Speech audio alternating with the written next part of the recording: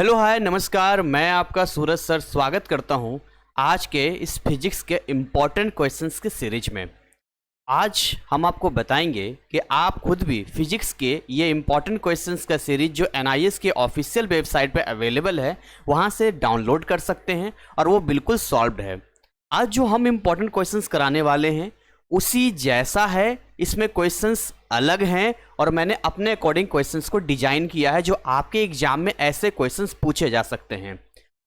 वैसे मैंने यहाँ पर आपको बता दिया है कि ये आपको सिंपल क्या करना है, एनआईएस की वेबसाइट पे जाना है और यहाँ पे जाने के बाद एक ऑप्शन यहाँ पर आपको मिलेगा लर्नर कॉर्नर का।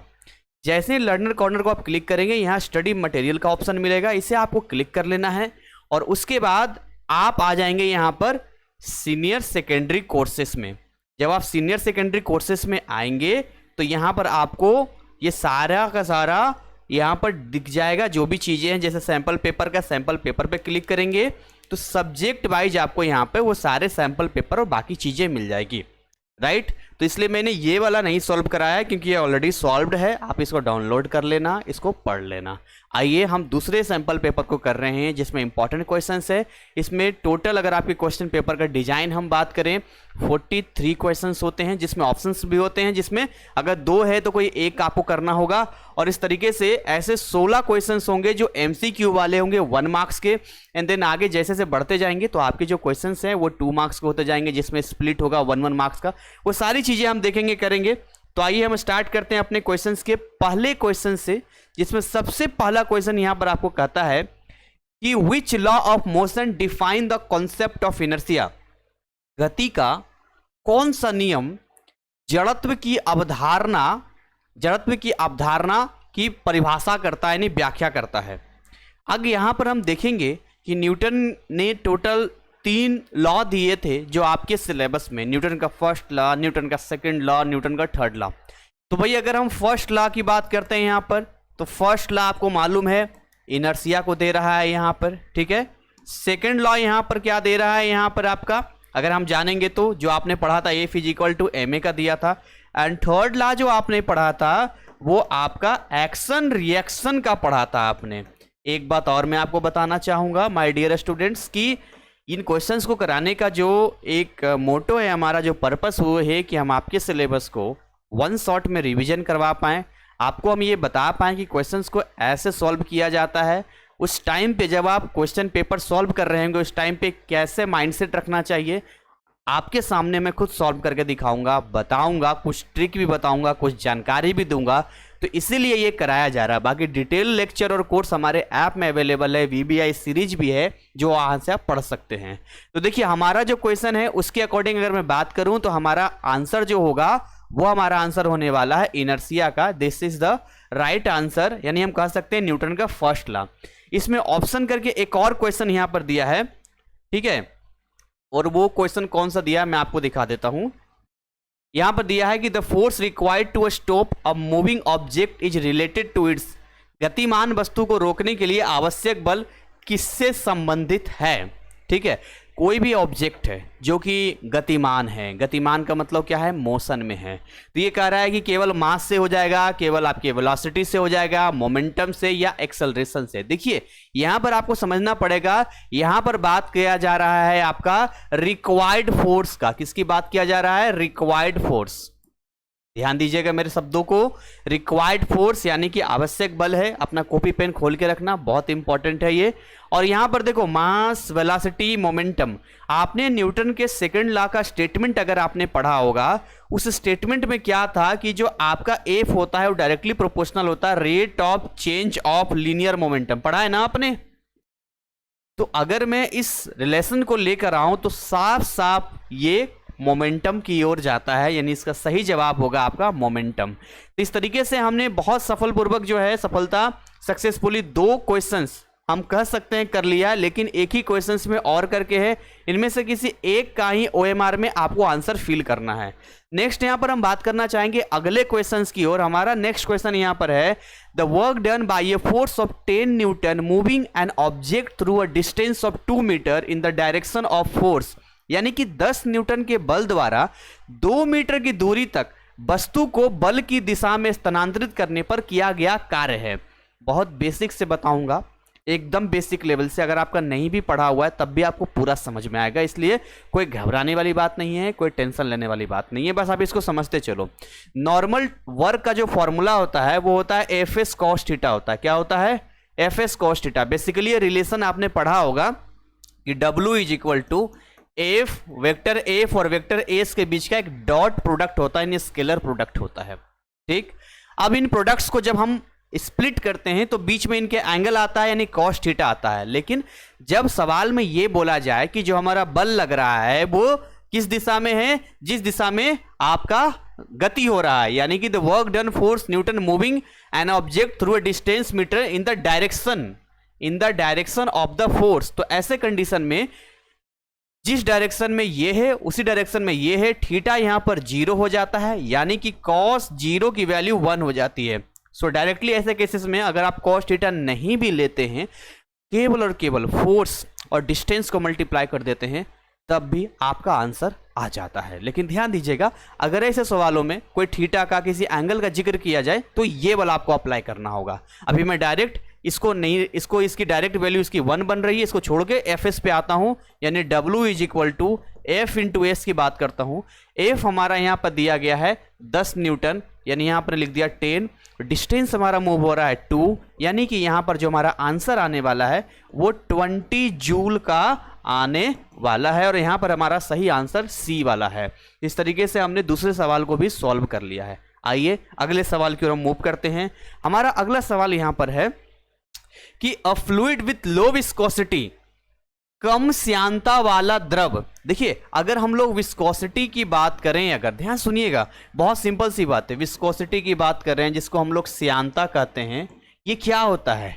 अगर मैं इस विस्कोसिटी को मान के चलो लो कर दूं, ये क्या बोल रहा है? विस्कोसिटी को लो कर दूं, लो का मतलब कम कर दूं, कम श्यानता वाला द्रव बहता है, स्लोली बढ़ेगा, रैपिडली होगा, अनस्टेडली जाएगा, ओनली अंडर हाई प्रेशर जाएगा। देखिए यहां पर दो ही आंसर आना चाहिए, ए और बी में, ना ये वाला होगा ना ही ये वाला होगा। अब हम समझते हैं, यहां पे आपको ये समझना है। देखिए, अगर किसी की विस्कोसिटी ज्यादा है, अच्छा what do you mean by कि विस्कोसिटी ज्यादा है? विस्कोसिटी होता क्या है? आपने शहद देखा है, आपने टूथपेस्ट देखा है, क्या करता है टूथपेस्ट शहद? जब आप टूथपेस्ट और शहद दोनों ही फ्लूइड की मैं बात करूं, देखिए फ्लूइड में लिक्विड भी आता है और फ्लूइड में गैसेस भी आता है यहां पे। तो अगर मैं दोनों की ही बात करूं, दोनों को अगर आप किसी भी सरफेस पे मूव करवाते हैं, ऐसे करके मूव कराते हैं, तो भाई ऐसे कंडीशन में आप देखते हैं कोई ऐसा होता है जो बहुत तेजी से रैपिडली फिसल जाता है, यानी कि आराम से आ जाता है फिसलते हुए, और कोई ऐसा होता है जो नहीं जाता है यहाँ पे। अब किसकी विस्कोसिटी ज्यादा होगी? मैं अगर ऑप्शन लिखूं, मान लो यहां पर मैं लिखता हूं टूथपेस्ट और यहां पर लिखता हूं हनी, समझिएगा यहाँ पे किसकी विस्कोसिटी ज्यादा है? तो ऑब्वियस सी बात है, टूथपेस्ट की विस्कोसिटी श्यानता यहां पर ज्यादा है और हनी की कम है। ठीक, अब हनी की कम है, दोनों को एक साथ ऐसे करके जब हम गिराएंगे किसी भी स्लोप पे, तो हम देखेंगे कि सबसे रैपिडली में हनी आएगा। तो इसीलिए इसका जो सही जवाब होगा वो ये होगा कि रैपिडली ये जाएगा। किसे जाएगा? रैपिडली ये जाएगा। इस बात का आपको ध्यान रखना पड़ेगा। आगे यहां पर और करके भी यहां पर दिया है, और ये दिया है कि the pressure inside a liquid drop. Questions को एंजॉय करना सीखिए, क्वेश्चंस को केवल क्वेश्चंस की तरह देखना कहां तक सही है। ये हम अगले सवाल पे आते हैं, और हमारा जो अगला सवाल है वो क्वेश्चन नंबर 3 है। इसमें साफ साफ ये कह रहा है कि a fluid with low viscosity. कुछ वर्ड है जो यहां पर लिखना चाहेंगे, जैसे कि फ्लूइड। फ्लूइड के अंदर देखिए, फ्लूइड के अंदर आपका लिक्विड भी आता है और फ्लूइड के अंदर आपका गैसेस सब्सटेंस भी आते हैं यहां पे। लेकिन यहां पर क्योंकि बात की जा रही है विस्कोसिटी की, इसकी बात की जा रही है विस्कोसिटी, यानी कि श्यानता इसको बोलते हैं हिंदी में, इसकी बात की जा रही है। अब देखिए, जब विस्कोसिटी की बात की जाएगी तो ऑब्वियसली हमारा टॉपिक लिक्विड का होगा। आप बोल सकते हैं वहां पर लिक्विड ही हम लेके चलेंगे यहां पे, बट फ्लूइड बोलेंगे यहां पे। तो ये इनका जो स्पीड होगा ना वो कैसा होगा? स्लोली होगा, रैपिडली होगा। मैं आपको एक डेमोन्स्ट्रेशन दिखाना चाहूंगा। मान लो एक स्लोप हम बनाते हैं। अब इस स्लोप पर ना एक बार हम क्या करते हैं, यहाँ पे हनी को यहां पर डालते हैं, इस तरीके से, इस तरह से हनी को यहां पर डालते हैं, तो ये स्लोप फिसलेगा।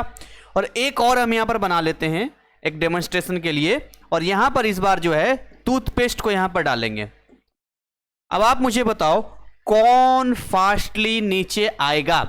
सिंपल सी बात है, हनी सबसे पहले नीचे आएगा, यानी कि ये आएगा रैपिडली, ये आएगा रैपिडली और ये आएगा स्लोली।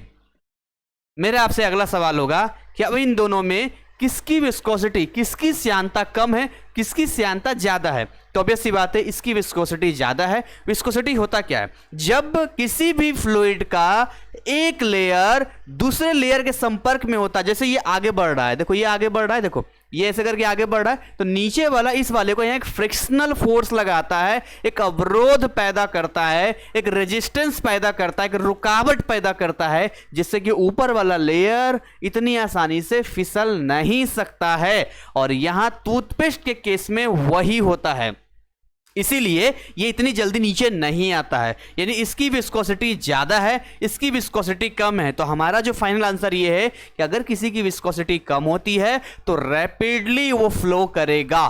तो हमारा सही जवाब कौन सा होगा? This is the right answer, rapidly. Next हम बात करेंगे इसी के अंदर एक और क्वेश्चन से जो और करके, ध्यान दीजिएगा ये जो और करके ये अथवा अगर दिया हुआ होता है, आपको इन दोनों में से किसी एक का ही आंसर ओएमआर शीट में करना है। ऐसा नहीं कि आप दोनों का कर देना, बट ठीक है जिसमें कॉन्फिडेंस ज्यादा लगे, जो आपको लगे कि नहीं ये बिल्कुल पक्का है, ये जैसे मान लो दोनों का आंसर हमें मालूम है लेकिन हमें लग रहा है कि नहीं ये वाला बिल्कुल कंफर्म है, वो आप कर देना, जिसमें डाउट है उसे छोड़ देना। तो कह रहा है the pressure inside a liquid drop. अब देखिए लिक्विड ड्रॉप की बात की जा रही है। देखिए लिक्विड ड्रॉप क्या होता है, बारिश की बूंद आपने देखा है लिक्विड ड्रॉप के रूप में होता है। बेस्ट एग्जांपल मैं आपको बता रहा हूं ना, बारिश की बूंद ऊपर से आती है। तो भाई अगर हम एक लिक्विड ड्रॉप की बात करते हैं तो इसमें दो तरह के प्रेशर काम करेगा। एक प्रेशर वो जो आउटसाइड रहेगा, एक प्रेशर वो जो इनसाइड काम करेगा। अब जैसे जो इनसाइड प्रेशर है वो ये वाला प्रेशर होते हैं, मैं ऐसे ही रैंडमली बनाता हूं, ये हमारा इनसाइड प्रेशर है, पी इनसाइड, और एक प्रेशर हमारा ये है जो आउटसाइड में काम कर रहा है। यहां पर ऐसा काम कर रहा है, आउटसाइड में काम कर रहा है, और ये हमारा है पी आउटसाइड। ध्यान देने वाली बात यहां पर ये है कि जब इनसाइड आउटसाइड की बात करते हैं तो यहां इनसाइड वाला ज्यादा वैल्यू क्रिएट करेगा, मतलब इसकी वैल्यू ज्यादा होगी। इसके पीछे रीजन है, इसके पीछे रीजन ये है कि यहां जो सरफेस टेंशन है इसके ऊपर, वो इसको कंप्रेस करने की कोशिश करेगा, इसको दबाने की कोशिश करेगा, और ये कोशिश करेगा अपने शेप को मेंटेन करने की कोशिश करेगा, जिसकी वजह से इस शेप को मेंटेन करने के लिए अंदर का प्रेशर ज्यादा होगा बाहर के प्रेशर का। तो इसका सही जवाब होगा यहां पे the pressure inside a liquid drop, C होगा इसका, greater than the pressure outside. आइए अगले सवाल की ओर आगे मूव करते हैं। हमारा नेक्स्ट क्वेश्चन इंतजार कर रहा है सीरीज में, ये हमारा क्वेश्चन नंबर 4 है, और ये कह रहा है which of the following is state function in thermodynamics. निम्नलिखित में से कौन सा एक अवस्था फलन है? दो वर्ड का इस्तेमाल किया जा रहा है, यानी यहां अवस्था फलन बोल रहे हैं। क्या बोल रहे हैं हम लोग? अवस्था फलन, यानी स्टेट फंक्शन की बात की जा रही है। स्टेट फंक्शन को इससे मतलब ही नहीं है कि यहां से यहां कैसे पहुंचा है, इसका मतलब है ये इनिशियल, ये यहां मतलब स्टेट देखेगा आपका, बस इससे ज्यादा कुछ मतलब इसको नहीं रहता है। यानी कि इंटरनल एनर्जी हो गया, इंटरनल एनर्जी जो आपका है यहां पर ऑप्शन में होगा आपका। जैसे देखो मैं आपको हीट की बात कर रहा हूं, आप वर्क की बात कर लो, आप इंटरनल एनर्जी की बात करो और इसकी बात करो, इसमें तो कंफ्यूज जाओगे। सब में मैंने डायरेक्ट टिक टिक कर दिया। देखो ऑब्वियस सी बात है पाथ फंक्शन तो होगा नहीं, इसको तो हटा दो, बाकी बचा 3।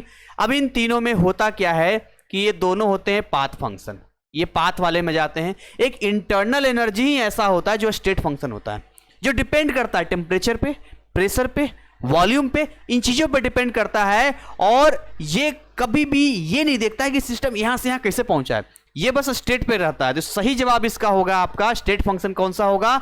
Internal energy. इस बात का ध्यान रखिएगा, और ऐसे क्वेश्चंस आपके एग्जाम में अक्सर पूछे जाते हैं स्टेट फंक्शन के ऊपर, पाथ फंक्शन के ऊपर, तो ये क्लियरिटी होना बहुत जरूरी है। तो थर्मोडायनेमिक का चैप्टर अगर आपका नहीं पढ़ा हुआ तो इस चैप्टर में जाके ये वाला आपको जरूर देखना चाहिए।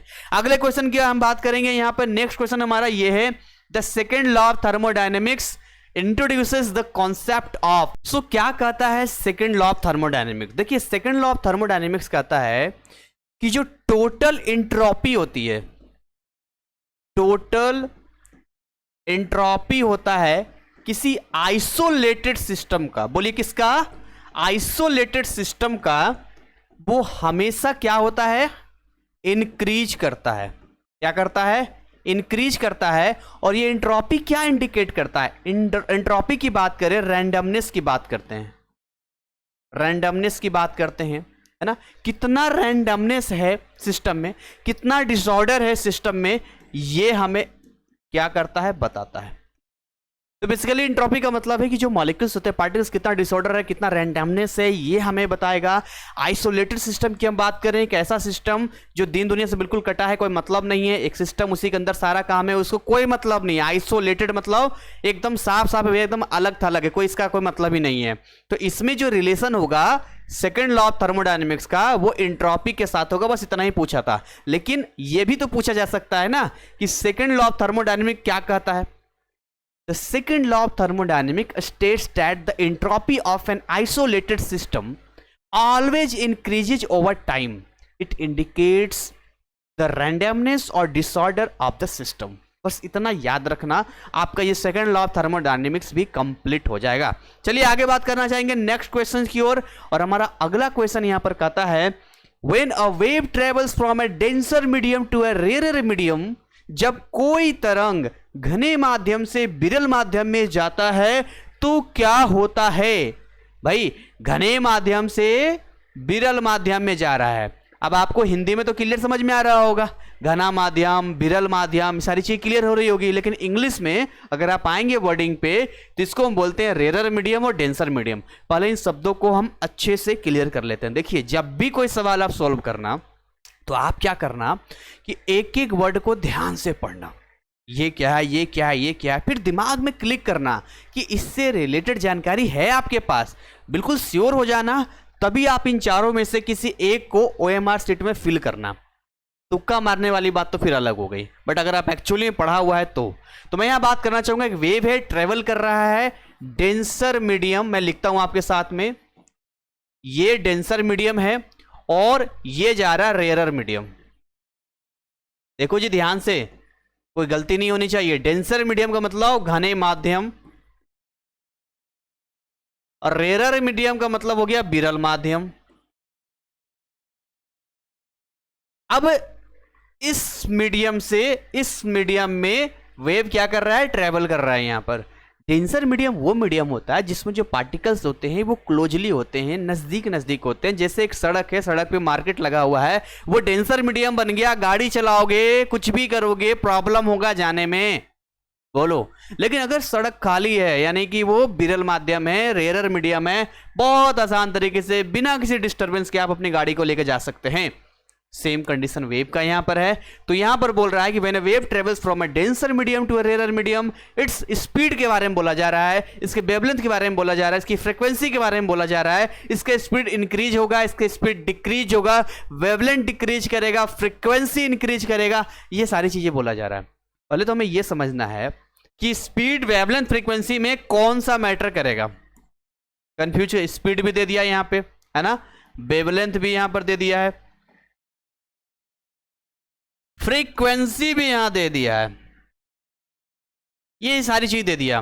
ध्यान समझिएगा, वेवलेंथ वो होता है कि जब वेव इस तरीके से ट्रेवल करता है, एक क्रेस्ट से दूसरे क्रेस्ट के बीच में जो डिस्टेंस होता है, ये लैम्डा डिनोट करता है। या जैसे भी आप देख लीजिए, यहां पर जो वन सर्किल वेव का लेंथ होता है वो जाता है। और फ्रीक्वेंसी है कि एक सेकंड में how number of times repeated, कितने नंबर ऑफ टाइम ये सर्किल कर रहा है, रिपीट कर रहा है। ये दोनों अलग अलग चीजें हैं जिसका यहां से कोई लिंक हमें नहीं मिलने वाला है। हमें यहां जो मिलने वाला है वो स्पीड से मिलने वाला है। अब या तो स्पीड इंक्रीज करेगा या तो स्पीड डिक्रीज करेगा, इन्हीं दोनों में से कोई एक जवाब आपका होने वाला है।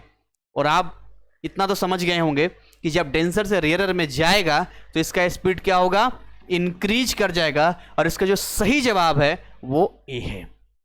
आगे बढ़े अगले सवाल की ओर।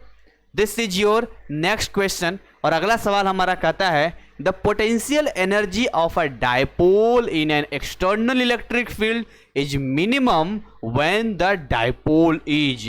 अब आपने पढ़ा है क्या डायपोल के बारे में? क्या आप डायपोल के बारे में जानते हैं? पढ़ा है? कहां पढ़ा है आपने? चैप्टर 15 में पढ़ा है आपने क्या? 15 इलेक्ट्रिक फील्ड के बारे में, 16 इलेक्ट्रिक पोटेंशियल के बारे में, 17 इलेक्ट्रिक करंट के बारे में, 18 मैग्नेटिक फील्ड के बारे में, 19 इलेक्ट्रोमैग्नेटिक ये सब लगातार हमने पढ़ना है, लेकिन अभी यहाँ जो हमारा यूज होने वाला है वो ये होने वाला है पोटेंशियल एनर्जी के बारे में हो रहा है। चलिए मान लेते हैं कि हमारा पोटेंशियल एनर्जी U है, इसका फॉर्मूला क्या होता है? तो एक हमें तो बोला जा रहा है एक्सटर्नल इलेक्ट्रिक फील्ड बोला जा रहा है सबसे पहली बात तो, और दूसरा डाइपोल का चर्चा किया जा रहा है यहाँ पे। तो इसका होता है माइनस PE cos थीटा, ये हमारा फॉर्मूला है। इस फॉर्मूले को दिमाग में रखेंगे और यहां से मैजिक हो जाएगा, यहीं से आपके इनमें से कोई एक जवाब आपको मिल जाएगा। हिंदी वालों के लिए हिंदी एक बार पढ़ लेना चाहूंगा। बाह्य विद्युत क्षेत्र में द्विध्रुव की स्थितिज ऊर्जा न्यूनतम होती है। ये आपकी स्थितिज ऊर्जा है, आपका ये द्विध्रुव हो गया, और ये आपका कौन सा हो गया? यहाँ पे विद्युत क्षेत्र हो गया, ई हो गया आपका। अब देखो कैसे कोरिलेट करोगे, कैसे निकालोगे? मिनिमम पूछ रहा है, यहां लिख दो। क्या पूछ रहा है? मिनिमम पूछ रहा है। मैं मिनिमम को तो बता दूंगा, लेकिन मैक्सिमम का आप मुझे आंसर बताओगे। मतलब ऐसा नहीं है कि मिनिमम, यहां पर तो मिनिमम ही आएगा, हो सकता है मैक्सिमम का आपका पूछ दे। कैसे मिनिमम का बताएंगे? तो ये टोटल इस पर डिपेंड करेगा। हमें पी की वैल्यू नहीं मालूम है, हमें ई की वैल्यू नहीं मालूम है, लेकिन हम एक पॉसिबिलिटी दे सकते हैं इनके एंगल के बीच का, कॉस थीटा। कॉस थीटा में आएंगे तो हम जानते अच्छे से कॉस 0 की वैल्यू कितनी होती है? 1 होती है, और कॉस 180 की वैल्यू कितनी होती है? -1 होती है। कॉस 90 की वैल्यू कितनी होती है? 0 होती है। बस ये 3 डाटा ध्यान रखना, बस ये 3 डाटा ध्यान रखना। आपका कोई भी ऑप्शनल क्वेश्चंस होगा आप इसमें जवाब दे दोगे।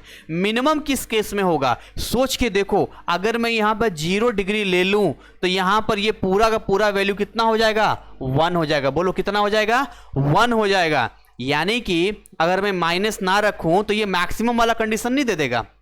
दे देगा ना मैक्सिमम कंडीशन। मान लो मैं ऐसा लिखता हूं, मैंने लिखा 100, ध्यान सुना, मैंने क्या लिखा? 100 लिखा, ठीक, ध्यान सुनिएगा इस बात को। और यहां पर मैं लिखता हूं 50, मैं आपको समझाने के लिए केवल बता रहा हूं। यहां मैंने लिखा 100, यहां मैंने लिखा 50। अब एक काम करते हैं, यहां पर लिख देता हूं माइनस। अब बताओ कौन बड़ा कौन छोटा? जो 50 छोटा था ना वो बड़ा हो जाएगा, और ये सबसे कम हो जाएगा, सबसे कम हो जाएगा ये इस माइनस की वजह से, क्योंकि माइनस ने क्या कर दिया? इसकी वैल्यू को बिल्कुल माइनस में लेके चला गया। आपने पढ़ा है ना, -10 बड़ा है या 2 बड़ा है, तो आप कहेंगे -10 छोटा है, 2 बड़ा है, ठीक, माइनस वाला क्वांटिटी छोटा हो जाता है। तो यहां पे सही जवाब ये होगा 0। 0 का मतलब है कि ये जो हमारा पोटेंशियल हम बात कर रहे हैं, पोटेंशियल एनर्जी की बात कर रहे हैं यहाँ पे, या डाइपोल इलेक्ट्रिक फील्ड की बात कर रहे हैं, या डाइपोल की बात कर रहे हैं, ये दोनों एक लाइन में होना चाहिए। ये तो वेक्टर है ना अपना, ये तो वेक्टर है, ये भी अपना वेक्टर क्वांटिटी है। तो दोनों जब अलाइन होगा ना, एक लाइन में होगा, तब जाके ये कंडीशन मिनिमम का बनेगा। यानी कि ऑप्शन बी सही जवाब है, align parallel to the field, क्षेत्र के समांतर होगा। अब मेरा अगला आपसे छोटा सा सवाल रहेगा कि अगर इस क्वेश्चन में इस मिनिमम वर्ड की जगह मैक्सिमम लिखा होता, अधिकतम लिखा होता, तो आप बताइए इसमें हम क्या सही जवाब होता इन चारों में से? ये आप हमें कमेंट सेक्शन में बता सकते हैं। एनीवे, क्वेश्चंस किसी वजह से यहां पर नहीं डिस्प्ले हो पाया है, तो मैंने यहां पर लिख दिया है। इस क्वेश्चन नंबर 8 को ध्यान से देखिए कि 2 कैपेसिटर्स दिए गए हैं, एक 4 माइक्रोफैरेड है, एक 6 माइक्रोफैरेड है। अब इन दोनों कैपेसिटर्स को अगर हम ध्यान से देखें तो सवाल में कह रहा है कि दोनों सीरीज में है, तो इसका जो इक्विवेलेंस कैपेसिटेंस होगा वो कितना होगा? सीधी सी बात है, मतलब जो संधारित्रता दिया गया है, इनका समतुल्य संधारित्रता क्या होगा यहाँ पे? इसका जो फॉर्मूला होता है मैं आपको बताना चाहूंगा। फॉर्मूला ध्यान सुनिएगा। फॉर्मूला सिंपल है कि अगर सीरीज में है, जैसे कि सीरीज में कनेक्ट है यहाँ पे, तो यहां पर हम इस तरह 1/C equivalent is equal to 1/C1 plus 1/C2। ये फॉर्मूला होता है अपना किसका? सीरीज में। लेकिन अगर यही आपका सीरीज की जगह पैरेलल में होता, समानांतर होता, ठीक है, तो ऐसे कंडीशन में हो जाता C equivalent is equal to C1 plus C2। बस जनरली मैं फिजिक्स में एक और फॉर्मूला यहां पर आपको कोरिलेट करना चाहूंगा, और वो ये है कि अगर यही रेजिस्टेंस होता ना, R इक्विवेलेंट सीरीज में होता, तो नॉर्मल R1 प्लस R2 लिखते हैं यहां पर, मतलब कुछ इस तरीके से होता। तो एक्स्ट्रा बता देता हूं ताकि आपके लिए इंफॉर्मेटिव रहे। जरूरी थोड़ी कि ये क्वेश्चन तो खाली यही क्वेश्चन करना है। और यही अगर इस तरीके से होता पैरेलल, तो ये था 1/R1 प्लस 1/R2, कुछ इस तरीके का होता, तो ये R1 और ये R2। तो ऐसा लेते, इसी का उल्टा ये होता है। अगर आपको ये याद है तो ये याद रहेगा, ये याद है तो ये भी आप याद रख सकते हैं, जरूरी नहीं है, हो सकता है आपके एग्जाम में इस क्वेश्चन की जगह ये दे दिया जाए। तो यहां पर क्या है कि ऑब्वियसली बात है, सीरीज में है, साफ साफ बोल रहा है, हम सिंपल सा फंडा कैलकुलेशन करेंगे। बोलो C equivalent is equal to 1/4 plus 1/6, इसका एलसीएम ले लेंगे, यहाँ 12 लिख दीजिए, ये 3 हो गया, ये 2 हो गया, ये हो गया 5/12, रेसिप्रोकल कर देंगे, C की equivalent is equal to 12/5 microfarad, इसका सही जवाब होगा। और अगर आप इसको डेसिमल सिस्टम में लाएंगे तो भैया डेसिमल सिस्टम में अपना हिसाब से ले आइए, अपना कितना हो गया यहाँ पर 2.4 microfarad, this is the right answer. आगे बढ़े अगले सवाल की ओर। तो समतुल्य संधारित्रता की वैल्यू जो है आपका 2.4 माइक्रोफैरड निकल गया है। इन फॉर्मूले को आप लिखते चलना, वेरी इंपॉर्टेंट फॉर्मूलाज हैं, हो सकता है कि अगली बार ये दिया जाए या फिर ये दे दिया जाए।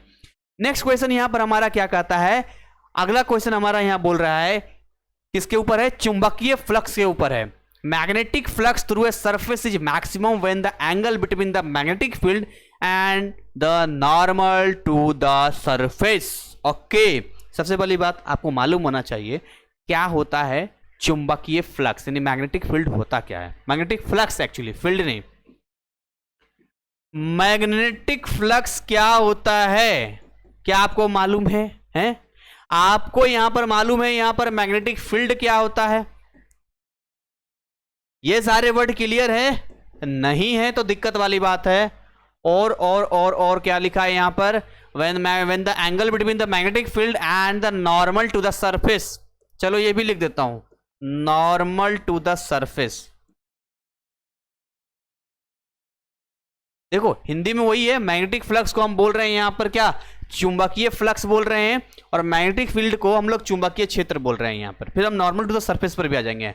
मैग्नेटिक फ्लक्स जो होता है ना, वो लाइंस के रूप में ड्रॉ किया जाता है। आप ऐसे बना सकते हैं, आप ऐसे बना सकते हैं, आप पैरेलल बना सकते हैं, दैट्स योर राइट, जैसे बना लो। जैसे कि आपने इलेक्ट्रिक फ्लक्स के बारे में पढ़ा है ना, वैसा ही यहाँ पर मैग्नेटिक फ्लक्स होता है। लेकिन हमें ये समझना पड़ेगा कि बड़ी बारीकी फर्क होती है भाई, बहुत बारीकी फर्क होता है। देखो ना, मैं बना के दिखाता हूँ, ये सारे के सारे लाइन्स पता है, ये सारे के सारे मैग्नेटिक फील्ड कहलाएंगे। ध्यान से सुनिएगा, मैग्नेटिक फील्ड कहलाएंगे, जिसको हम लोग बी से डिनोट करते हैं, जिसका यूनिट टेस्ला होता है, ठीक।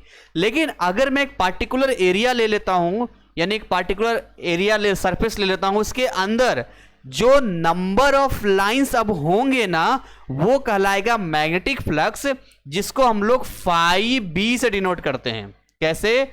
फाई बी से डिनोट करते हैं। अगर यही इलेक्ट्रिक फ्लक्स होता तो फाई ई से डिनोट करते हैं।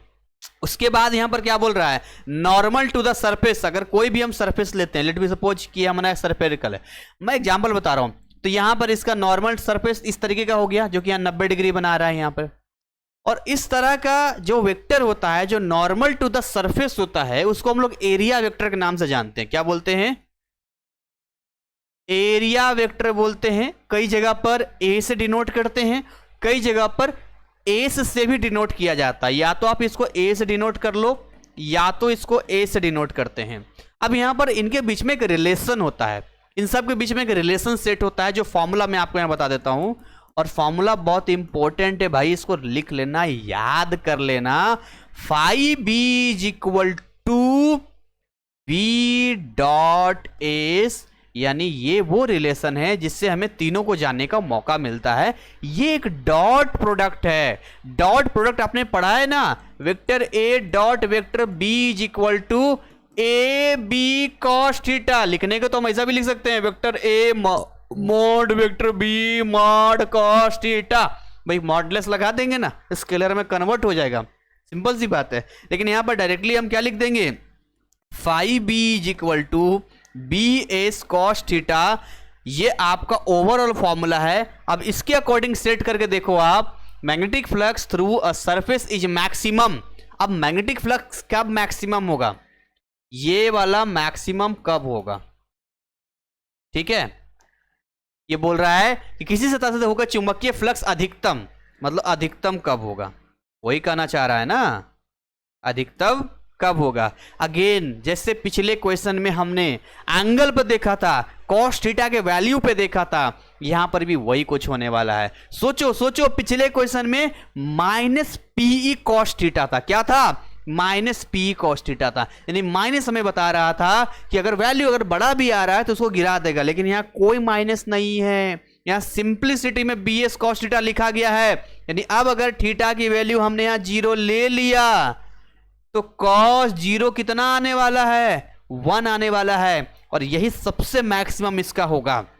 यानी 0 तब पॉसिबल होगा जब अलाइन होगा, तो अलाइन में तो कुछ लिखा नहीं, इसका सही जवाब होगा ए 0 डिग्री, 0 डिग्री केस में। और मिनिमम कब होगा, हेलो मिनिमम कब होगा, अगर ये मैक्सिमम की जगह मिनिमम लिखा होता तो क्या करते, ये थीटा की वैल्यू हम लोग क्या ले लेते, 180 डिग्री ले लेते, अगर अगर अगर मिनिमम होता तो। समझ रहे हो, रीजन क्या है ना कि जो डॉट प्रोडक्ट होता है ना वो स्केलर बन चुका होता है। देखो वेक्टर प्रोडक्ट की जो वैल्यू होती है वो वेक्टर में ही रहती है, लेकिन जो डॉट प्रोडक्ट होता है वो, या स्केलर प्रोडक्ट भी इसको हम लोग कहते हैं, तो वो जो प्लस और माइनस होता है वो लॉस और गेन के बारे में बताता है। तो वहां पर प्लस माइनस से हम अंदाजा लगा लेते हैं कि अगर ज्यादा माइनस में है तो कम है, प्लस में है तो ज्यादा है, बस इससे मतलब ज्यादा नहीं है।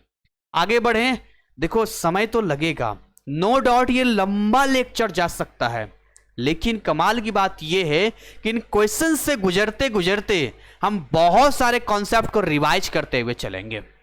अगला सवाल हमारा यह है, the transformer use to step up the voltage in a power station works on the principle of, किस पे काम करता है, पावर स्टेशन में वोल्टेज बढ़ाने के लिए उपयोग किए जाने ट्रांसफर किस सिद्धांत पे काम करता है। चैप्टर 19 का है, जाके खोल के देखना पता चल जाएगा।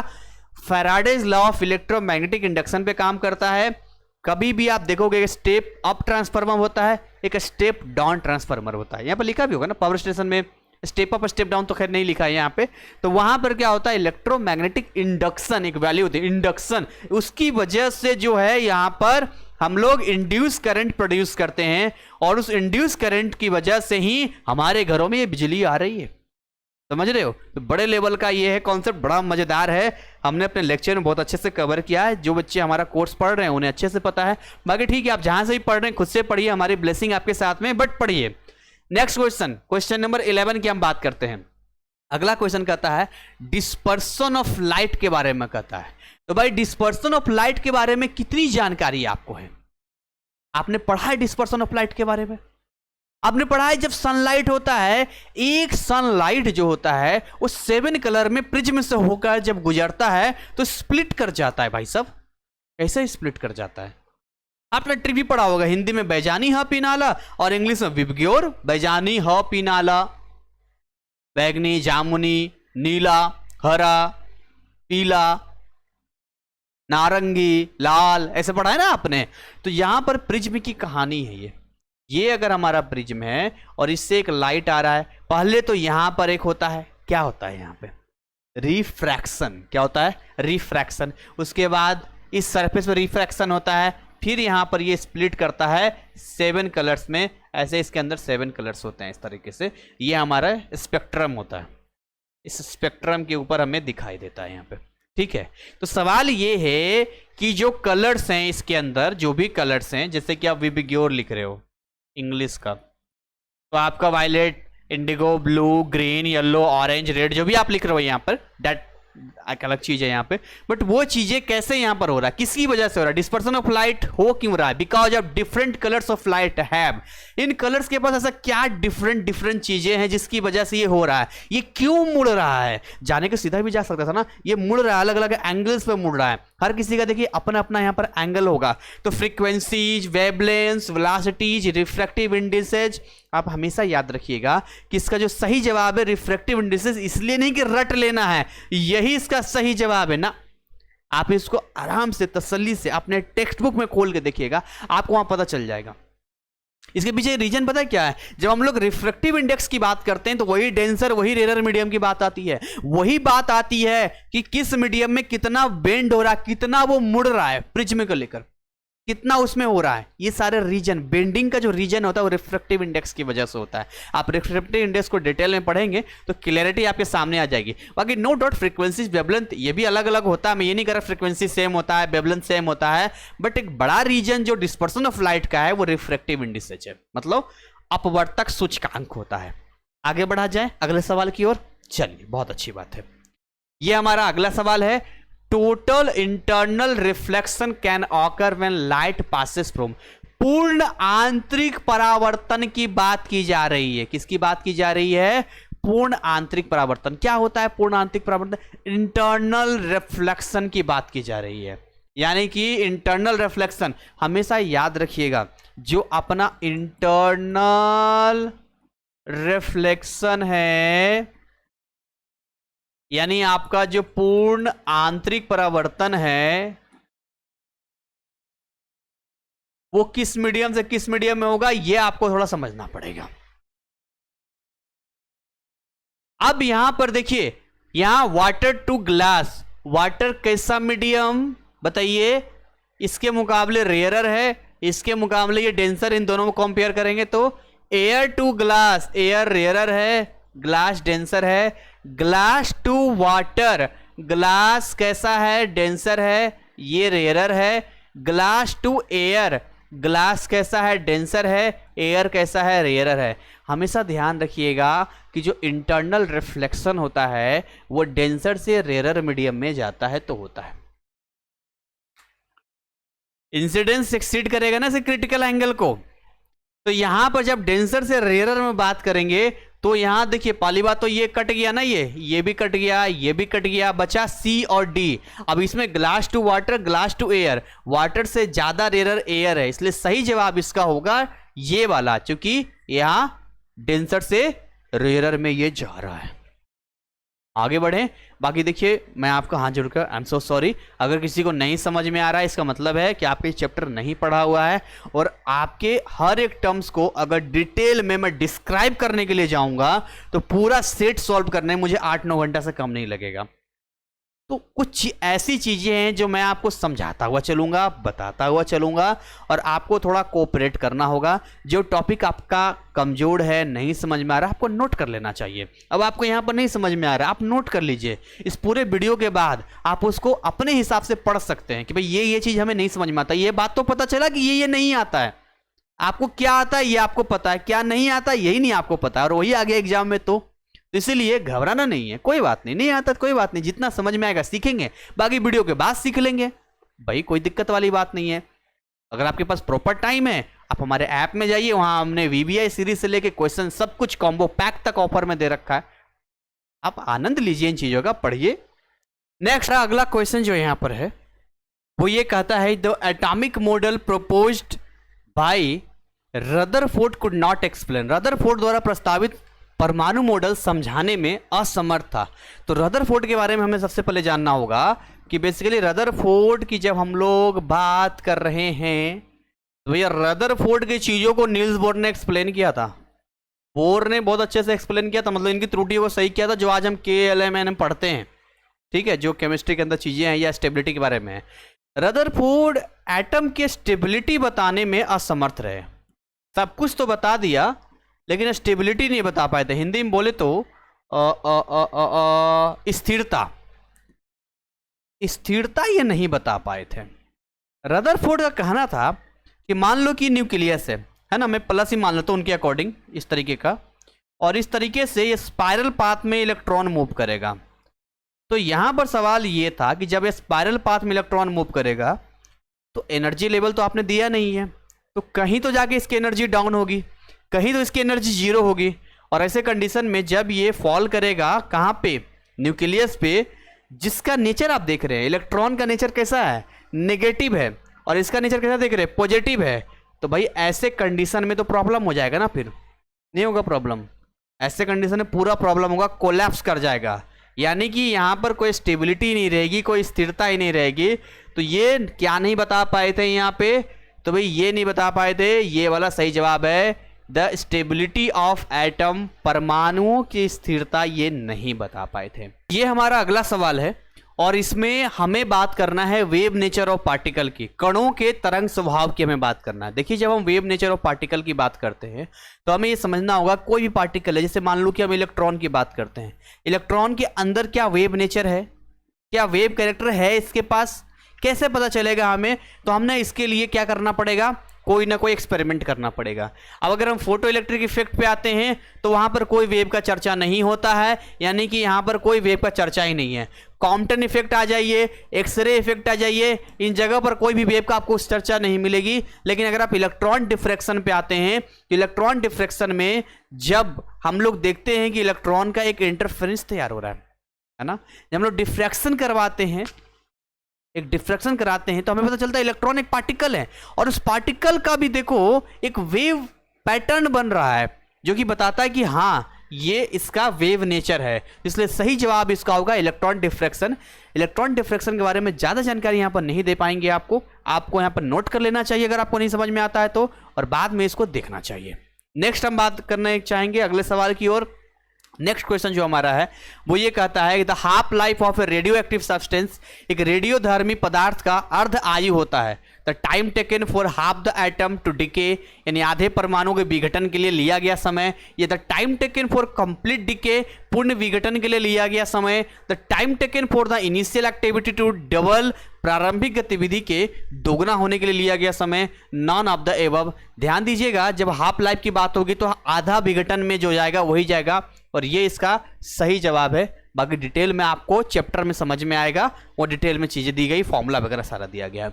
अगला सवाल इस एमसीक्यू का आखिरी सवाल है ये, जिसमें लिखा गया था function of a PN junction diode in a rectifier. Rectifier में जो पीएन जंक्शन डायोड होता है बेसिकली वो क्या काम करता है? एसी को डीसी में कन्वर्ट करता है, डीसी को एसी में कन्वर्ट करता है, एम्पलीफाइंग सिग्नल संकेतों का प्रवर्धित करना, या ऑसिलेट सिग्नल संकेतों को दोलित करना, ये हमें समझना पड़ेगा। और ध्यान दीजिएगा कि जब हम बात करेंगे यहां पे किन चीजों की, डायोड की, पीएन जंक्शन की, तो हमें कहां जाना होगा? हमें जाना होगा सेमीकंडक्टर वाले चैप्टर्स में, जो अपने आप में एक क्रिटिकल चैप्टर है और बहुत केयरफुली बच्चों को मैं बोलता हूं पढ़ने के लिए। तो सही जवाब इसका क्या होगा कि ये एसी से डीसी में कन्वर्ट करता है। This is the right answer. बाकी डिटेल वहां पर डिटेल पिक्चर के साथ में होगा, पीएन जंक्शन क्या होता है, डायोड क्या होता है, रेक्टिफायर क्या होता है, एवरीथिंग वहां पर चीजें क्लियर की जाएगी। This is your next question, question number 17। Basically question number 17 से लेकर 18 तक के जो भी सवाल होंगे उसमें दो पार्ट में आपके 1-1 मार्क्स के पूछे जाएंगे। जैसे हर एक क्वेश्चन 2 मार्क्स का होगा, लेकिन उन क्वेश्चंस के अंदर 2 पार्ट्स होंगे जो 1-1 मार्क्स से सेपरेट होंगे। अगर आप ये सही करते हैं तो 1 मार्क्स मिलता है, और अगर आप दोनों सही करते हैं तो 2 मार्क्स मिलता है। तो सबसे पहले हम स्टार्ट करेंगे क्वेश्चन नंबर 17 पे, और ये कहता है the electric potential at a point due to a point charge is inversely proportional to the distance from the charge. अब ये यहां पर लिखा गया है, एक पैसेज दिया गया है। पैसेज में क्या कह रहा है कि जो इलेक्ट्रिक पोटेंशियल है, यानी कि जो V होता है, वो इनवर्सली प्रोपोर्शनल है किसका? To the distance from the charge, यानी कि 1/r ना। मैंने ये लिख देते हैं यहाँ पर कि इस तरह का सेटअप है। यहाँ पर कोई भी हम लोग चार्ज लेते हैं, उसके एक इलेक्ट्रिक पोटेंशियल की बात करते हैं। विद्युत आवेश के कारण किसी बिंदु पर विद्युत विभव उस आवेश से दूरी से विद्युत कर्मानुपाती होता है। मैंने यहाँ पर लिख दिया, इसको लॉक कर दिया। अब इस पैसेज के अकॉर्डिंग हमें इनके सवालों के जवाब देना है। सबसे पहले ये पूछा जा रहा है यहाँ पे that what happens to the electric potential as the distance double. देखिए जैसे ही डिस्टेंस को आप यहाँ पर डबल करोगे, डिस्टेंस को इंक्रीज करोगे, जितना इंक्रीज करोगे उतना ये क्या हो जाएगा? कम हो जाएगा, रिड्यूस हो जाएगा। यहाँ पे इस बात को हमें समझना पड़ेगा। तो अब हमें ये कैसे लिखना होगा? तो हम यहां लिखेंगे यहाँ पर द इलेक्ट्रिक पोटेंशियल, ऐसे लिखेंगे। इसका सही जवाब ए वाले का, द इलेक्ट्रिक पोटेंशियल। सही तरीके से आपको लिखने के लिए आना चाहिए। इसी का लाइन लिख दीजिए, the electric potential at a point due to a point charge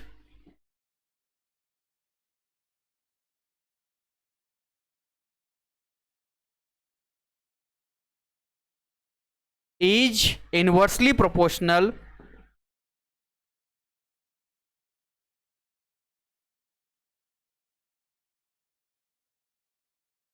to the distance from the charge। जो चार्ज है अपना। अब यहां पर क्या लिखा था? What happens, the electric potential पे क्या होगा? Distance double as, so as the distance doubles जैसे डिस्टेंस डबल करेंगे then the electric potential get half, ये हाफ हो जाएगा। क्या हो जाएगा? हाफ हो जाएगा। ये हाफ लिख दो, अगर आपको लगता है हाफ तो हाफ लिख दो, यहां पर कोई इशू वाली बात नहीं है। जैसा लगता है आधा हो जाएगा। रिड्यूस वर्ड यूज कर सकते हो, हाफ वर्ड यूज कर सकते हो, जैसा भी आपको लगे। तो भाई ये हमने इस तरीके से आंसर यहां पर लिख दिया, आपको ऐसे ही आंसर लिखना है यहाँ पे। अच्छा, नेक्स्ट हम बात करना चाहेंगे what is the effect on the potential energy of a system of two charges if their separation is half. अब देखिए, एक तो हमें बता दिया इसने इलेक्ट्रिक पोटेंशियल के बारे में, बट यहाँ पर पोटेंशियल एनर्जी के बारे में इसने कोई चर्चा नहीं किया, कुछ नहीं यहाँ पर बताया है। तो बेसिकली हम क्या करेंगे यहाँ पे, सबसे पहले तो इस चीज को हम लोग हटा देते हैं। पोटेंशियल एनर्जी इसको यूज डिनोट करते हैं, और पोटेंशियल एनर्जी जो होता है वो फॉर्मूला होता है Q1 Q2 बाई R का होता है फॉर्मूला यहाँ पर। बेसिकली अगर आप यहाँ पर V लिखते हैं तो यहाँ पर U बाई Q लिखते हैं। तो ये अलग अलग फॉर्मूले हैं जिसके आप निकालते हैं। अगर आप पोटेंशियल एनर्जी की बात करते हैं, स्थितिज ऊर्जा की बात करते हैं, तो ये सिस्टम के लिए होता है जिसमें कम से कम 2 चार्ज पॉइंट होना जरूरी है। ये सिंगल के लिए होता है, इस तरीके के इसमें चलता है। बट यहाँ भी एक रिलेशन हमें देखने को मिलता है, जो U होता है वो इन्वर्सली प्रोपोर्शनल होता है R का, सेम यहाँ पर है। तो यहाँ पर भी सेम आंसर होगा। What is the effect on the potential energy of system of two charges if their separation is half. अब यहाँ पर देखिए, अगर सेपरेशन को हम लोग हाफ करेंगे, इसको अगर हम लोग हाफ करेंगे तो ये क्या हो जाएगा? डबल हो जाएगा यहाँ पर। तो इसका स्टेटमेंट जैसे आपने पहले लिखा था वैसे इसको भी स्टेटमेंट आप लिख देना, चाहो तो इसको भी लिख सकते हो, आपकी मर्जी है। नेक्स्ट क्वेश्चन की ओर आगे बढ़ना चाहेंगे। अगला सवाल हमारा यहाँ पर है, complete the sentence using the following words, जिसमें इलेक्ट्रिक फील्ड है, मैग्नेटिक फील्ड है, कूलॉम्स लॉ है, गॉस लॉ है। पहला इसमें जो दिया है कि the electric flux through a close surface is related to the charge enclosed by, एक बंद सतह से होकर विद्युत फ्लक्स किसके द्वारा घिरे आवेश से संबंधित है। यहां पर आंसर जो होगा वो गॉस लॉ होगा। क्या होगा? गॉसेस लॉ यहाँ पर सही जवाब होगा यहाँ पे, यानी कि हम ये बोलेंगे गॉस का नियम हो जाएगा हिंदी में। And the second part, the force between two charges in vacuum is given by, दो चार्जेज के बीच में फोर्स कैसे देते हैं? कूलॉम्स लॉ के द्वारा। कैसे देते हैं? कूलॉम्स लॉ, कूलॉम का नियम। तो याद रखिएगा, कूलॉम का नियम आपने पढ़ा है ना, F is equal to Q1 Q2 by R square, ये पढ़ा है, इसी के हिसाब से होता है। गॉस का भी आपने पढ़ा ही होगा, है ना। गॉस के ऊपर जो इलेक्ट्रिक फ्लक्स के बारे में यहाँ पर दिया जाता है, फाई ई के बारे में दिया जाता है। कैसे निकालते हैं आप नोट कर लेना अपने नोटबुक में। ये गॉस लॉ नहीं समझ में आ रहा है, आपको फिर समझ में आने लग जाएगा। चलिए आगे बढ़ते हैं नेक्स्ट क्वेश्चन की ओर। यहाँ पे ये हमारा अगला सवाल है यहाँ पे कि ट्रांसफार्मर है 100 turns in the primary coil and 200 turns in the secondary coil. एक ट्रांसफार्मर में प्राथमिक कुंडली में 100 टर्न है और द्वितीय कुंडली में 200 टर्न है। क्या सवाल पूछ रहा है यहाँ पे? सवाल यहाँ पर पूछ रहा है यहाँ पे, is it a step up और स्टेप डाउन ट्रांसफार्मर? क्या ये वोल्टेज बढ़ाने वाला या घटाने वाला ट्रांसफार्मर है? Second, if the primary voltage is 220 volt, what is the secondary voltage? यदि प्राथमिक वोल्टेज 220 वोल्ट है तो द्वितीयक वोल्टेज क्या होगा? इस आंसर को करने से पहले सबसे पहले हमें मालूम होना चाहिए कि स्टेप अप ट्रांसफार्मर क्या होता है, स्टेप डाउन ट्रांसफार्मर क्या होता है। देखिए ट्रांसफार्मर के कॉन्फ़िगरेशन पे जाएंगे। यहाँ पे मान लो इस तरह के हमने इस तरह से ट्रांसफार्मर का बना दिया है। यहाँ पे अगर ये प्राइमरी है तो यहाँ पर इस तरह से कॉइल कनेक्ट होगा इससे, ठीक है, और यहाँ पर कुछ इस तरह से होगा। तो मैं इसको प्राइमरी बोल रहा हूँ, इसको सेकेंडरी बोल रहा हूँ। अगर सेकेंडरी में नंबर ऑफ टर्न्स ज्यादा होगा, ध्यान सुनिएगा, अगर सेकेंडरी में नंबर ऑफ टर्न्स ज्यादा होगा प्राइमरी से तो उसको स्टेप अप ट्रांसफार्मर के नाम से जानेंगे हम लोग, यानी वोल्टेज बढ़ाने वाला ना कि घटाने वाला। तो यहां पर देखिए सेकेंडरी में कितना था, यहां पर 200 टर्न्स था, और जबकि यहां पर केवल 100 टर्न है यहां पर, जो कि इसमें ज्यादा है। दैट्स वाई कैसा ट्रांसफार्मर है? स्टेप अप ट्रांसफार्मर है यहां पे। तो हम यहां ऐसे लिखेंगे इसको शब्दों में, the first answer is here that as the number of turns in secondary, ऐसे लिखेंगे सेकेंडरी कॉइल, ठीक है, is greater than primary coil of transformer of given transformer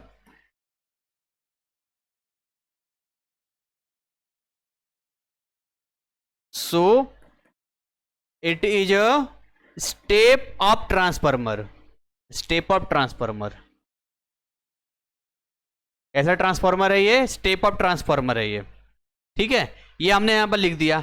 second, यहां पर दूसरा क्या पूछ रहा है, यहां पर अगला सेकंड यहां पर आपसे पूछा, ध्यान देखिएगा, if the primary voltage given 220 volt, primary voltage कितना दे रखा है, वीपी 220 वोल्ट दे रखा है।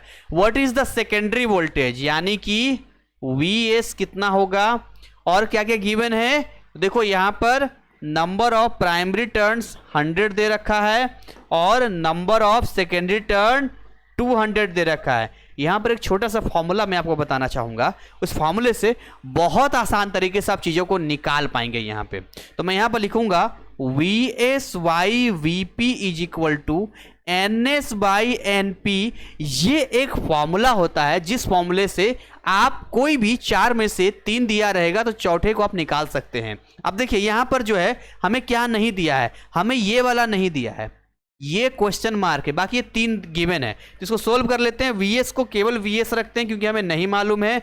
वीपी को हम लोग यहां 220 कर देते हैं।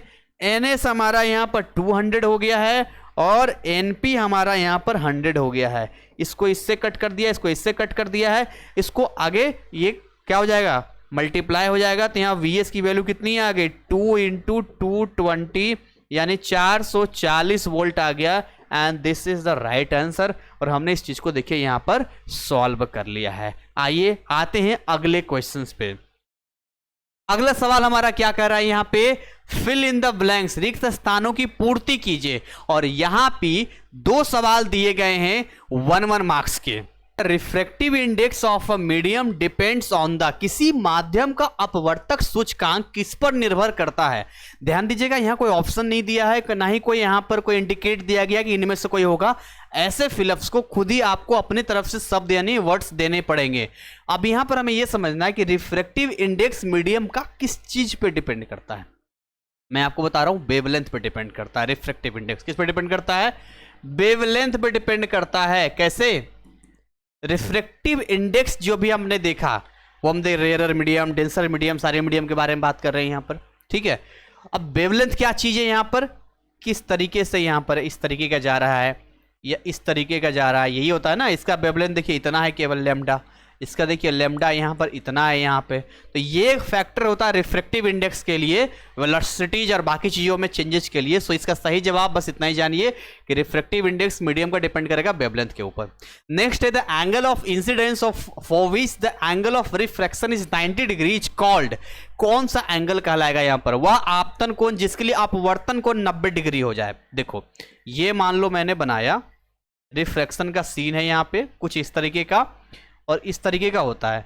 अब ये देखो ये वाला इंसिडेंट रे है, अब जनरली ये बाहर जाता है, लेकिन इस बार क्या होगा, ऐसे हो जाएगा यहाँ पर, यानी कि ये जो है 90 डिग्री बना रहा है। आप देखिए ना 90 डिग्री का केस कैसे बनाएगा, इसके साथ में 90 डिग्री तो बनाएगा। जो सीन क्रिएट होता है, जो हम लोग देते हैं कितना एंगल जाएगा, कैसा एंगल जाएगा, अलग अलग केसेस में जाता है यहाँ पे, ठीक है। तो 90 डिग्री वाली जो कहानी है, तो उस वाले केस में इस एंगल की वैल्यू को हम लोग क्या कहते हैं, तो क्रिटिकल एंगल बोलते हैं। क्या बोलते हैं, क्रिटिकल एंगल के नाम से इसको जानते हैं। क्रिटिकल एंगल को अधिकतम कोण बोलते हैं। क्या बोलते हैं, अधिकतम कोण बोलते हैं। और क्या क्या पॉसिबिलिटीज जाएगा यहाँ पे, तो ये इससे ना क्या होगा, दूर जाएगा दूर जाएगा दूर जाएगा, जाते जाते जाते जाते जाते देखिए इस तरीके से चला जाएगा यहाँ पर। और इस तरीके से हमने इन फिलअप्स को अच्छे से फिल कर। नेक्स्ट क्वेश्चन है जिसमें हम देख रहे हैं match the following column 1 with column 2। अब देखिए कॉलम 1 से कॉलम 2 के साथ मिलाइए। ऐसे सवाल भी आते हैं कॉलम वाले, मैचिंग वाले। अब इसमें देखिए 1-1 मार्क्स के हैं, ये 1-1 का है अपना जो सही जवाब का जाएगा। सबसे पहले लिखा है यहाँ पर फोटो इलेक्ट्रिक इफेक्ट लिखा हुआ है और दूसरा लिखा हुआ है डिफ्रैक्शन। देखिए अभी हमने थोड़ी देर पहले आपको बताया था कि हमारा जो फोटो इलेक्ट्रिक इफेक्ट होता है वो किससे कनेक्टेड होता है, पार्टिकल नेचर, है ना। और जो हमारा डिफ्रैक्शन है वो किससे कनेक्ट होता है, वेव नेचर। भी तो हमने देखा ना, इससे पहले हमने देखा था। क्वेश्चन है जिसमें फिर से फिल इन द ब्लैंक्स है। पहला पूछ रहा है मतलब यहाँ फिलअप करना है। According to the law of radioactive decay the rate of decay is directly proportional to the number of dash item, यानी रेडियोधर्मी विघटन के नियम के अनुसार जो विघटन की दर होती है वो किस तरह के परमाणुओं की संख्या के सीधे अनुपाती होती है, जो अविकसित है, यानी अनडिकेड है यहाँ पर, यानी हिंदी में बोलेंगे जो अविकसित है।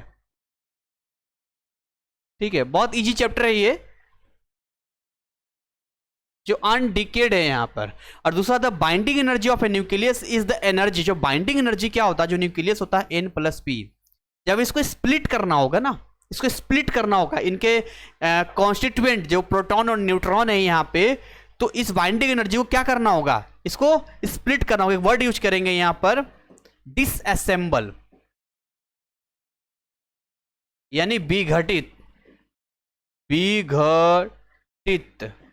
विघटित है ना। अब हम आते हैं अगले सवाल पे। अगला सवाल कहता है राइट ट्रू और फॉल्स, और करेक्ट स्टेटमेंट भी आपको यहां पर लिखना है। ठीक है, तो देखिए अगर हम यहां पर बात करें नेक्स्ट यहां पे सबसे नंबर 1 की, in a vacuum the speed of red light is greater than the speed of blue light.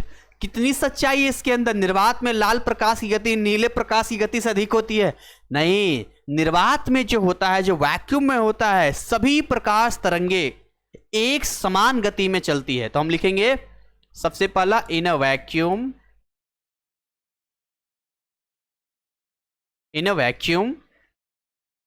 All, यहां लिखा है ऑल कलर्स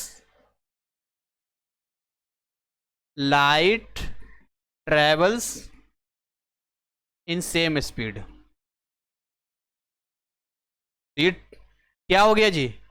फॉल्स हो गया ना, ये हो गया फॉल्स, और ये हमने करेक्ट स्टेटमेंट दे दिया यहां पे।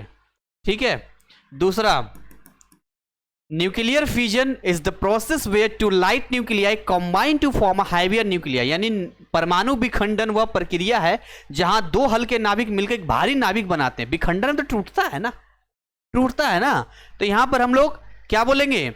परमाणु विखंडन में स्प्लिट करेगा, ना कि कंबाइन होगा यहां पे। तो हमें यह समझना है यहां पे कि भैया ये जो न्यूक्लियर फ्यूजन लिखा हुआ है, इस फ्यूजन में दो न्यूक्लियाई कंबाइन नहीं होता है बल्कि स्प्लिट होता है। यहां फ्यूजन की जगह फ्यूजन होना चाहिए था। ठीक है, जो परमाणु विखंडन लिखा हुआ है ना, वो नाभिकीय संलयन होना चाहिए यहां पे, या परमाणु संलयन बोल दीजिए इसको, संलयन, बस इसको सही कर दीजिए। और same line, nuclear fusion is the process where two light nuclei combine to form a heavier nucleus. ठीक है, ये आप लाइन लिख दीजिए, ये आपका है फॉल्स। बस खाली ये चेंज कर दो, फ्यूजन या फ्यूजन लिख दो, और विखंडन या संलयन लिख दो, नाभिकीय संलयन, परमाणु संलयन जो भी है, और यहां लिख दो, यही आपका आंसर हो जाएगा। अब आगे सवाल पे हम आते हैं, जिसमें यहां पर मैच कॉलम 1 विथ कॉलम 2 दिया है, और इसमें लिखा कैपेसिटर। ध्यान रखिएगा, जब हम लोग संधारित्रता की बात करेंगे, यानी कैपेसिटर की बात करेंगे, तो कैपेसिटर क्या करता है? एनर्जी को स्टोर करता है ना, एनर्जी को स्टोर करता है, लेकिन यह ध्यान रखना होगा कि ये इलेक्ट्रिक फील्ड में करता है। किसमें करता है? इलेक्ट्रिक फील्ड, यानी कि विद्युत क्षेत्र में ये करता है। और लेकिन अगर हम इंडक्टर की बात करें यहां पे, तो इंडक्टर प्रेरक क्या करता है? ये सेम काम करता है, लेकिन ये मैग्नेटिक फील्ड में करता है, यानी कि चुंबकीय फील्ड में करता है। बस ये ध्यान रखिएगा। और हम आते हैं अगले सवाल पे, कि सवाल की बात करें match column 1 with column 2, column 1 को कॉलम 2 के साथ मिलाइए। अल्फा पार्टिकल और गामा पार्टिकल, ध्यान दीजिएगा, जो अल्फा पार्टिकल होता है, जो हमारा अल्फा पार्टिकल होता है, इसका जो पेनिट्रेशन, यानी कि पेनिट्रेट करने की जो क्षमता होती है, प्रवेश करने की क्षमता होती है, वो कम होता है। लेकिन गामा पार्टिकल की हम बात करते हैं, तो गामा पार्टिकल का बहुत ज्यादा पेनिट्रेशन, बहुत ज्यादा पेनिट्रेट कर देता है, ये याद रखिएगा। ठीक है, नेक्स्ट हम बात करेंगे अगले क्वेश्चन की ओर। ये हमारा अगले सवाल है यहां पर, डिप्लेशन रीजन इन ए पीएन जंक्शन, ये ट्रू और फॉल्स के ऊपर यहां पर है। तो आइए बात करते हैं, डिप्लेशन रीजन की बात करते हैं। एक पीएन जंक्शन की बात किया जा रहा है, किसकी बात किया जा रहा है? पीएन जंक्शन का। मैंने इसके ऊपर वीडियोज बनाए हैं, मैंने लिंक डिस्क्रिप्शन में दे दिया है अपने फिजिक्स का, लेक्चर्स का, इंपॉर्टेंट क्वेश्चंस का, उसमें जाइएगा तो आपको मिल जाएगा। नीचे जेनर डायोड के बारे में है। जेनर डायोड भी हमने बहुत डिटेल में एक स्पेशल वीडियो में बनाया जो आपको समझना चाहिए, देखना चाहिए, वो भी हमने डिटेल में बताया। वीडियो डिस्क्रिप्शन में मिल जाएगा, फिजिक्स वाले लेक्चर में आपको मिल जाएगा वहाँ पे। तो बेसिकली यहाँ पर पीएन जंक्शन की बात की जा रही है। The depletion region in a PN junction diode is created due to the diffusion of carrier. से बिल्कुल सही बात बोल रहा है, ये कैरियर के डिफ्यूजन की वजह से ही ये चीजें होती है। बाद में क्या होता है, ये रिकॉम्बाइन कर जाते हैं और वहां से क्या करते हैं, लिविंग बिहाइंड रीजन डिप्लेटेड, भाई वहां से छोड़ दिया ताकि जो मोबाइल चार्जेज हैं जो वहां पर आके मोबिलिटी दे सके यहाँ पे। ठीक है, तो भाई ये चीजें देख लिया आपने। दूसरा जेनर डायोड इज यूज, ये आपका ट्रू था, ये आपका ट्रू है यहाँ पे। ये है the Zener diode used for amplification. No amplification नहीं, वोल्टेज के रेगुलेशन में काम आता है, एम्प्लीफिकेशन नहीं आ पाता। इसको सही जवाब क्या लिखेंगे, the Zener diode is used for voltage regulation. इसको पूरा लाइन आपको लिखना पड़ेगा, आपको कॉपी में, मैं यहाँ नहीं लिख रहा हूं, आपको लिखना होगा, पूरा लाइन होगा। The Zener diode is used for voltage regulation not for amplification in electronics circuits. अगले सवाल की बात करते हैं यहाँ पे। ये हमारा है मैच का, अगेन मैच करने का है, पोलराइजेशन और इंटरफेरेंस की बात। देखिए जब हम पोलराइजेशन की बात करते हैं यहाँ पर, पोलराइजेशन क्या करता है, पोलराइज करना, मतलब ये क्या करेगा कि रिस्ट्रिक्ट करता है वाइब्रेशंस को। आप पढ़ते नहीं यहाँ पे, जैसे कि मान के चलो पोलराइज करना है हमें, तो मान के चलो कि ये बहुत सारा जा रहा है, हमने एक डिजाइन बना दिया कुछ इस तरीके का, हमने ऐसा कुछ स्प्लिट दे दिया, तो इसी के अकॉर्डिंग सारा निकलेगा ना फिर तो जो निकलेगा।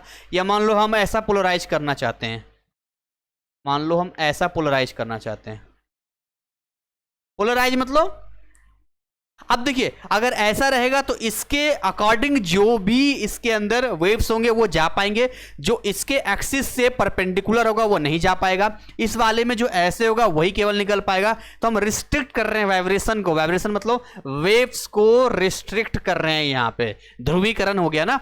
और इंटरफेरेंस क्या होता है, सुपरपोजिशन ऑफ वेव्स होता है, जहां एक एम्पलीट्यूड हमें देखने को मिलता है। कैसे, मान के चलते हैं यहाँ पे, मैं इसको मिटा देता हूं, इंटरफेरेंस में आपको बताता हूं।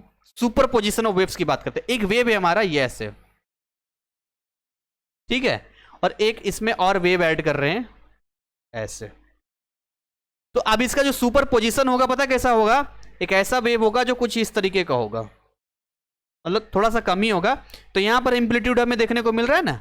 देखो अगर यहां पर मैं करूं और यहां पर करूं तो इसका देखो इतना है, इसका देखो इतना है, लेकिन इसका देखो इतना हो गया यहां पर। ठीक है, तो रिजल्टेंट एम्पलीट्यूड देखने को यहां पर मिलता है। और इसी के साथ हम 28 क्वेश्चंस तक पहुंच चुके हैं। अगले पार्ट में आगे नेक्स्ट हम लोग जो है बात करेंगे आपके बाकी के क्वेश्चंस का, और इससे ये सेट आपका कंप्लीट हो जाएगा।